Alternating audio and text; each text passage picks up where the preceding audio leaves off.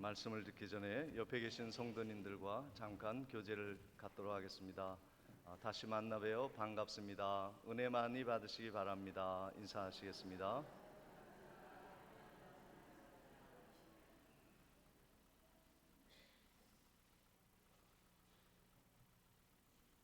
사람은 어려움을 만날 때 그 마음의 깊은 곳을 이해할 수 있습니다.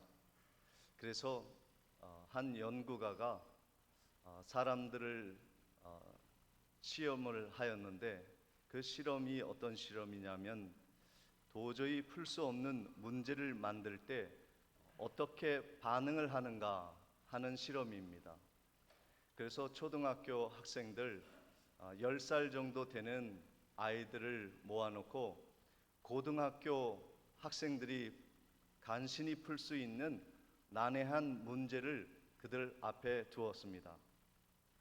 그러니 얼마나 어렵겠습니까? 초등학생이 고등학생의 문제를 풀려고 하니 많은 학생들이 여기저기서 자기 머리를 쥐어박고 한숨을 쉬는 아이들이 있고, 고함을 지르면서 아악하며 화를 내는 아이들도 있고, 인상을 찌푸리는 아이들, 머리를 쳐박고 실패한 마음을 가지고 좌절하여 잠을 자는 아이들, 여러 아이들이 많이 있었습니다. 이 연구가는 이 아이들, 대부분의 아이들을 통해서 무엇을 발견하냐면, 그 아이들은 대부분이 문제에 연연하고 있었다는 것입니다. 그런데 이 연구가가요, 또 한 부류를 보았는데 아주 특이한 부류를 발견을 하게 됩니다.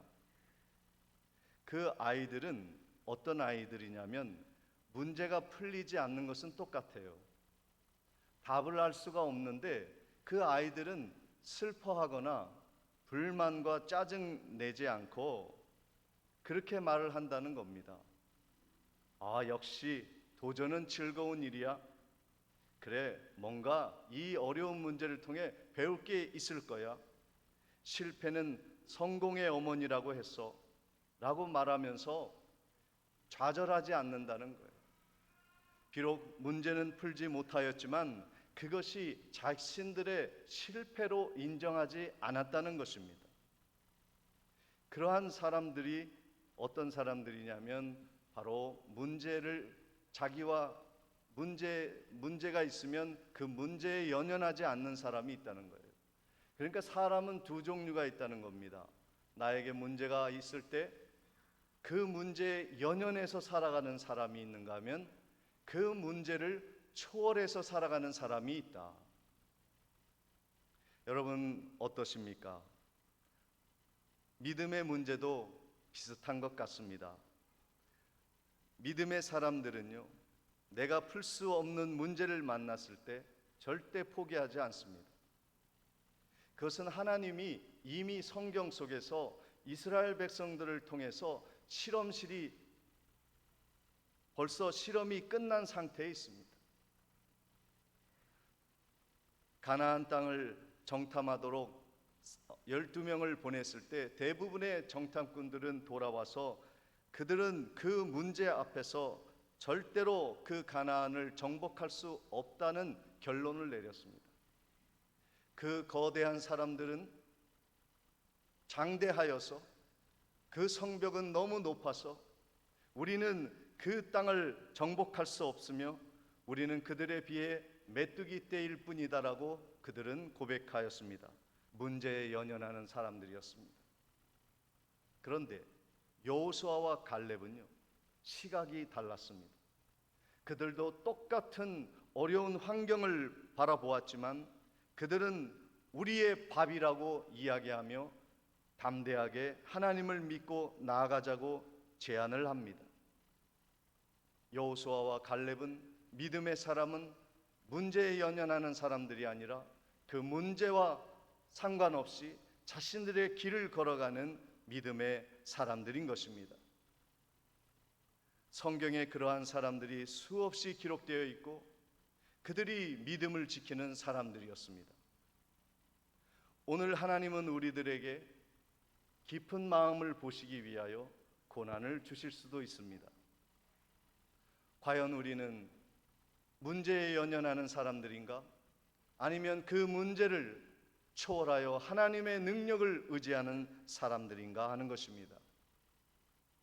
우리에게 고난이 올 때 우리가 깨달아야 하는 것은 나의 중심이 하나님으로 채워져 있는가라는 것입니다. 나는 이 환경에, 이 세상에 연연하지 않을 수 있는 사람인가라는 것을 생각해 보아야 합니다. 하나님은 이 모든 환경에 연연하지 않고 문제에 연연하지 않는 사람을 주의 종으로 사용하십니다.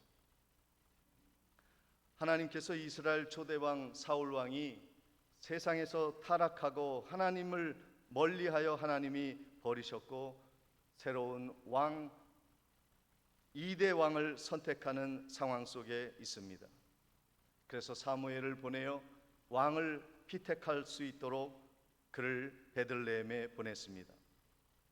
본문 7절 말씀에 보니까 여호와께서 사무엘에게 이르시되 그의 용모와 키를 보지 말라. 내가 이미 그를 버렸노라. 내가 보는 것은 사람과 같지 아니하니 사람은 외모를 보거니와 나 여호와는 중심을 보느니라 하시더라 말씀하셨습니다.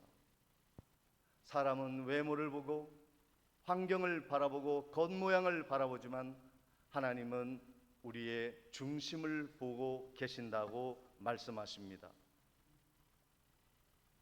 그런데 우리가 하나님을 바라보는 중심이 바로 서지 못하고 두려움에 휩싸여서 우리의 마음이, 우리의 중심이 거룩한 중심이 되어지지 못하고 타락하고 세속에 물들어 버리는 이유가 무엇입니까? 그것은 바로 우리들의 마음이 병들어 있다는 증거입니다.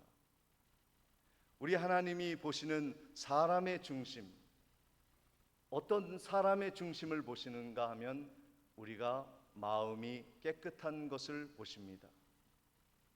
우리의 겉모습이 아니라 우리의 영혼의 깨끗함을 하나님이 보고 계시는 것입니다. 오늘 본문 5절을 보겠습니다. 이르되 평강을 위함이니라. 내가 여호와께 제사하러 왔으니 스스로 성결하게 하고 와서 나와 함께 제사를 하자 하고 이새와 그의 아들을 성결하게 하고 제사에 청하니라 하였습니다. 사무엘이 예루살렘에 와서 베들레헴에 와서 이새의 아들들을 왕으로 피택하기 위하여 예루살렘에 왔을 때 그 베들레헴에서 성결한 제사를 드리는 것을 청하였다 말씀하고 있습니다. 왕의 조건, 하나님이 쓰시는 사람의 조건은요, 깨끗함입니다. 이새의 아들 7명이 사무엘 앞에 섰지만 그들은 깨끗하고 성결하게 준비가 되었다고 생각했지만 하나님의 선택을 받지 못하였습니다. 그들은 깨끗한 옷을 입고 몸을 정결케 하고 제사를 드렸지만 하나님이 그들을 선택하지 않으셨습니다. 반면 8째인 막내 다윗이 들에서 급히 사무엘의 부름을 받고 황급하게 일하다가 그 앞에 서게 되었습니다. 본문 12절의 말씀에 보니까 이에 사람을 보내어 그를 데려오매 그의 빛이 붉고 눈이 빼어나고 얼굴이 아름답더라. 여호와께서 이르시되 이가 그니 일어나 기름을 부으라 하시는지라. 하나님의 마음에 흡족했다는 것입니다. 이 다윗이 바로 왕이 될 사람이라고 하나님이 말씀하십니다. 다윗의 모습을 보시기 바랍니다. 제일 막내입니다. 외모도 뛰어나지 않습니다. 형들에 비하면 지위와 그 모습이 당당하지도 않았을 것입니다. 그러나 하나님은 다윗의 마음을 보셨습니다. 그 마음의 순수함과 깨끗함, 속속들이 우리의 마음을 헤아리시고 살피시고 감찰하시는 하나님이 다윗의 마음을 보신 거예요. 들에서 양과 함께 뒹굴다가 왔기에 그의 옷은 먼지가 가득하였고 그의 몸은 깨끗하지 않을 수 있었지만, 사람이 보는 것처럼 하나님이 다윗을 본 것이 아니라 그의 중심을 보신 거예요. 그의 순수함과 깨끗함을 보시고 하나님이 그를 선택하십니다. 오늘도 마찬가지입니다. 하나님이 우리를 부르실 때 외모를 보고 부르신 것이 아닙니다. 우리가 이 세상에서 잘 나가기 때문에, 큰 일을 할 것 같은 사람이기 때문에 우리를 부른 것이 아니에요. 하나님은 우리의 외모를 보시는 것이 아니라 우리의 마음을, 속사람을 보시고 우리를 불러주시는 겁니다. 그런데 우리가 깨끗하지 못하다면 하나님 앞에 합당하지 아니한 것이죠. 그래서 하나님은 우리에게 씻으라 하십니다. 청결케 하라 하십니다. 야고보서 4장 8절에 하나님을 가까이 하라, 그리하면 너희를 가까이 하시리라. 죄인들아 손을 깨끗이 하라. 두 마음을 품은 자들아 마음을 성결하게 하라 말씀하십니다. 사람은 능력과 외모와 지위를 보고 사람을 선택하고 같은 편이 되고자 하지만 하나님은 다릅니다. 마음을 보십니다.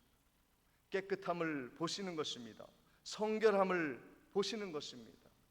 우리가 하나님의 교회에서, 이 세상에서 하나님의 일꾼으로 부름을 받을 때 제1 조건이 무엇이냐면 깨끗한 그릇이 되는 것입니다. 요한일서 1장 9절에 만일 우리가 우리 죄를 자백하면 그는 미쁘시고 의로우사 우리 죄를 사하시며 우리를 모든 불의에서 깨끗하게 하실 것이요 그랬습니다. 우리 하나님의 집에, 이 큰 교회에, 하나님의 집에 금그릇, 은그릇, 보석으로 뒤덮인 그릇들이 많고 존귀해 보이고 빛나는 화려한 그릇들이 많지만, 하나님은 그 외모로 보는 것이 아니라 그 깨끗한 그릇들을 선택하시고 하나님의 쓰심에 합당하게 선택을 하시는 겁니다. 그러므로 우리가 하나님의 부름을 받은 자들이라면 우리의 마음을 깨끗하게 하고 우리의 더러운 손을 씻고 마음을 청결하게 하는 일에 최선을 다하는 우리들이 되어야 하는 것입니다. 하나님이 쓰시는 사람은요, 그 마음에 단순한 사람을 하나님이 쓰십니다. 생각이 복잡한 사람, 이것저것 세상의 것으로 생각하고 살아가는 사람은 하나님이 쓰시지 않아요. 마음이 깨끗한 사람, 순결한 사람, 죄 씻은 의인들을 하나님이 쓰시는 겁니다. 다시 12절의 말씀을 보시면 이에 사람을 보내어 그를 데려오매 그의 빛이 붉고 눈이 빼어나고 얼굴이 아름답더라. 여호와께서 이르시되 이가 그니 일어나 기름을 부으라. 다윗은요, 인간적으로 빼어난 사람은 아니었습니다. 그런데 그의 모습을 보면 어린아이와 같이 순결함을 담고 있었습니다. 그 마음이 단순한 사람이었습니다. 복잡하게 이것저것 생각하는 사람이 아닙니다. 마음이 단순하다는 것은 무엇을 말하냐면요, 정직한 사람이에요. 자기를 치장하지 않고 자기 외식을 드러내지 않고 안과 밖이 동일한 사람, 말하고 행동하는 것이 다른 것이 아니라 일치하는 사람, 정직한 사람을 가리켜 마음이 단순한 사람이라 할 수 있습니다. 하나님은 복잡한 사람이 아니라 이런 단순한 사람을 하나님이 사용하시는 겁니다. 그런데 우리 마음이요, 하나로 단순해야 되는데 왜 복잡할까요? 왜 마음이 한 마음이 아니라 두 마음을 우리가 품고 복잡하게 인생을 경영하며 살아갑니까? 두려움 때문에 그렇습니다.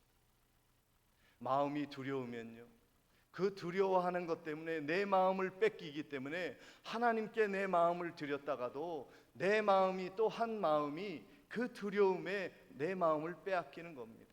그 첫 번째가 무엇이냐면 의심이에요. 의심. 환경에 내 마음을 뺏기면 의심이 생기고 내 마음이 두 마음으로 갈라지는 거예요. 그런 사람들은 기도를 해도 눈에 보이는 것 때문에 기도가 막힙니다. 눈에 보이는 환경의 두려움 때문에 하나님을 올곧이 믿지 못하고 올인하지 못하고 두 마음을 품고 환경을 바라보았다가 하나님을 바라보았다가 환경을 의지했다가 하나님을 의지했다가 두 마음으로 살아가니 그의 마음이 단순할 수가 없죠. 야고보서 1장 6절 8절에 이런 말씀이 있습니다. 오직 믿음으로 구하고 조금도 의심하지 말라.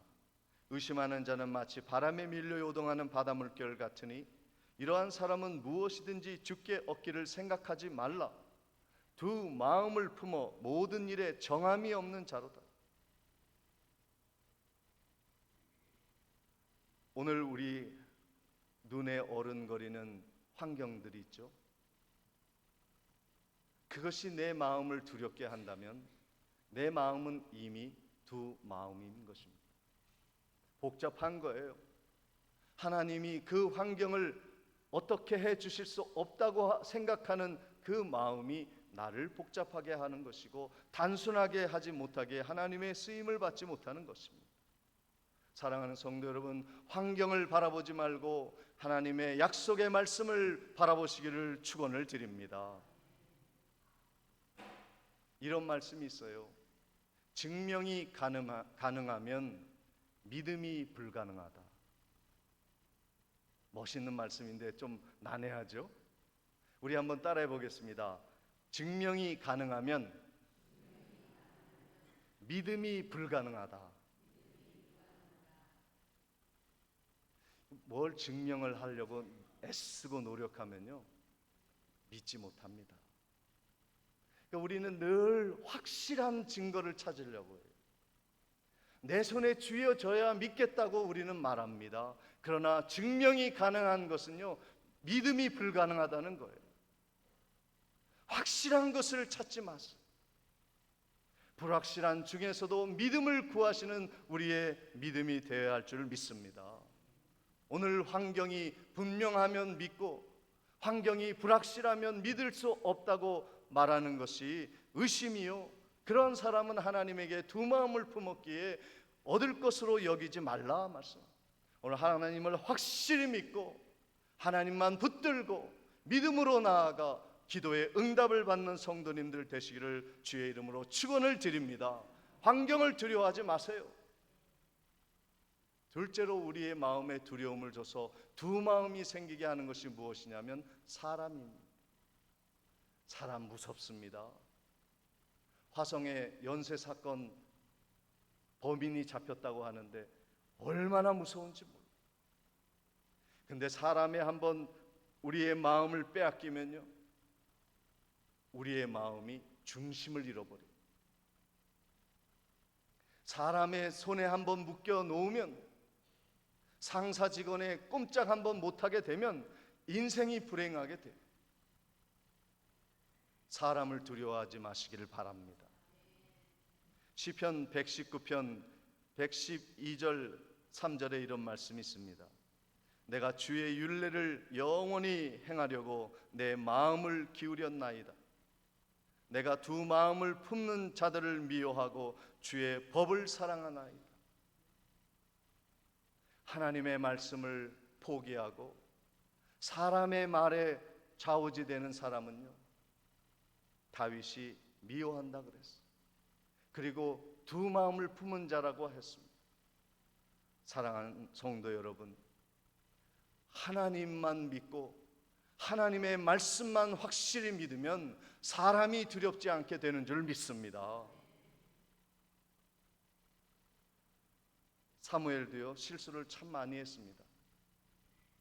눈에 보이는 대로 그가 사람을 선택하고 사람의 말을 들어보니까 다윗의 그 첫째 아들부터 일곱째 아들까지 쭉 보니까 외모도 좋고 말도 잘하고 이세 아버지의 말을 들으니까 그게 왕이라고 생각했는데 그가 실수를 이렇게 저지르게 됩니다. 본문 6절에 보니까 그들이 오매 사무엘이 엘리압을 보고 마음에 이르기를 여호와의 기름 부으실 자가 과연 주님 앞에 있도다 하였더니 그랬습니다. 사무엘은 하나님의 종 왕을 선택하는 일에 있어서 실수를 했습니다. 사람이 실수가 없는 사람이 어디 있어요? 하나님의 위대한 종 사무엘도 이런 실수를 합니다. 그런데 그가 사람에게 시선을 빼앗기지 않고 하나님의 말씀에 그는 든든히 세워졌습니다. 그래서 이런 말씀을 합니다. 이도 여호와께서 택하지 아니하셨느니. 둘째가 왔습니다. 하나님의 음성을 들었습니다. 사람을 보고 두려워하지 않았습니다. 사람의 눈에 시선을 빼앗기지 않았습니다. 그리고 또 이야기합니다. 이도 여호와께서 택하지 아니하셨느니. 일곱째가 될 때까지 사무엘은 사람에게 마음을 뺏기지 않고 하나님의 말씀을 따라서 이도 여호와께서 택하지 아니하셨다. 여호와가 택하신 자를 보내라. 또 없느냐? 말을 할 수 있었던 것입니다. 우리들이 이처럼 환경에 의지하고 사람을 따라가면요 하나님 일 절대로 못합니다. 사무엘이요 이 베들레헴에 와서 이세 집에서 왕을 선택한 것 자체가요 쉬운 일이 아닙니다. 목숨을 건 행위였습니다. 왜 그렇습니까? 사울 왕이 시퍼렇게 살아있어요. 그의 권력이 아직도 막강합니다.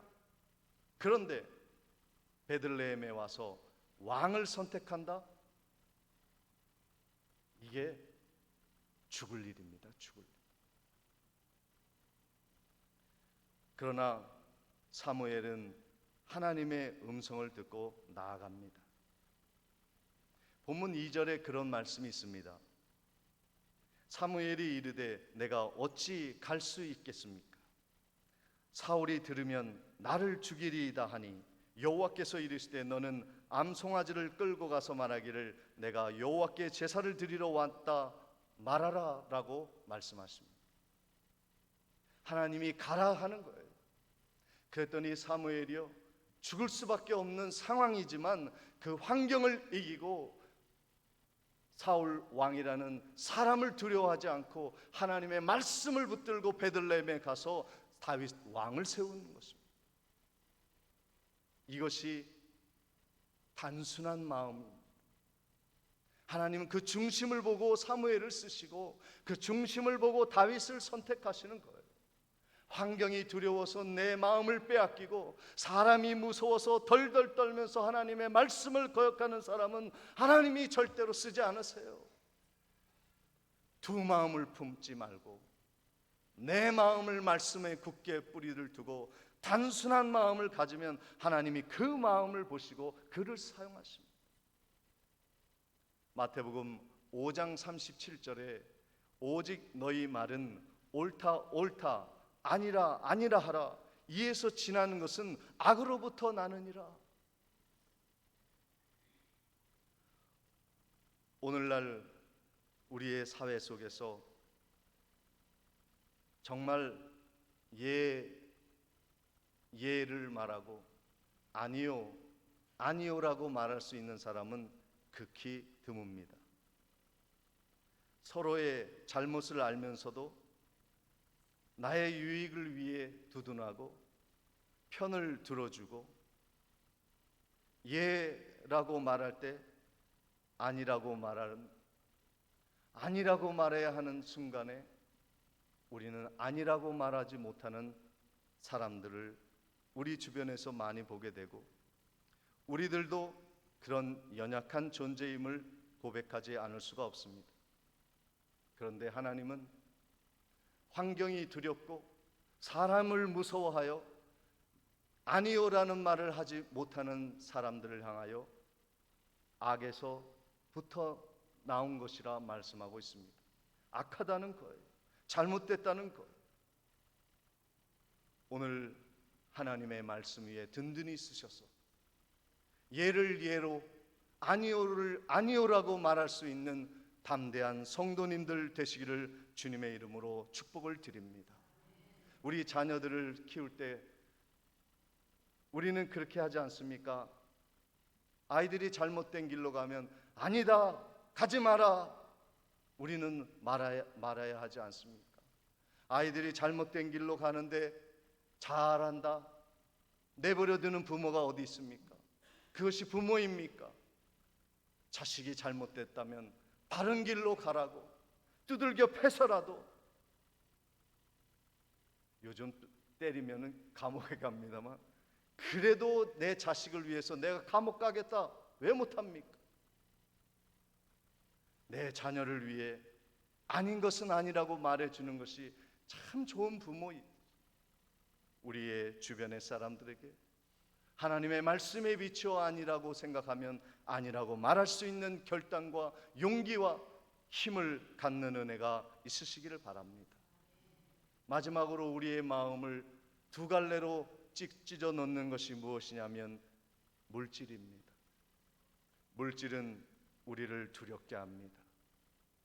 지갑이 얇아지면요, 내 마음이 두려워지기 시작하는 거예요. 은행 잔고가 줄어들면 벌써 초조해지기 시작하는 겁니다. 마태복음 6장 24절에 한 사람이 두 주인을 섬기지 못할 것이니 혹 이를 미워하고 저를 사랑하거나 혹 이를 중히 여기고 저를 경히 여김이라. 너희가 하나님과 재물을 겸하여 섬기지 못하느니라. 사랑하는 성도 여러분, 오늘 우리 마음을 찢어놓는 두 마음, 그 두 마음은 두려움에서 온다 하였습니다. 환경과 사람과 물질에 내 마음을 뺏기지 말고 하나님을 잘 믿고 섬겨 하나님께 영광 돌리는 거룩한 성도님 되시기를 바랍니다. 하나님의 나라를 바라보십시오. 오늘 하나님을 굳게 믿으십시오. 하나님의 말씀의 기반 위에 서셔서 이 흔들리는 세상 속에서 두려움 없이 자유하며 능력 있게 승리하며 나아가는 복된 성도님들 되시기를 주님의 이름으로 축복을 드립니다. 하나님, 은혜와 사랑을 감사합니다. 우리의 두 마음 한 마음 되게 하시고 오직 하나님만 바라보며 승리하는 담대한 성도, 자유로운 성도, 능력 있는 성도 되게 해 주옵소서.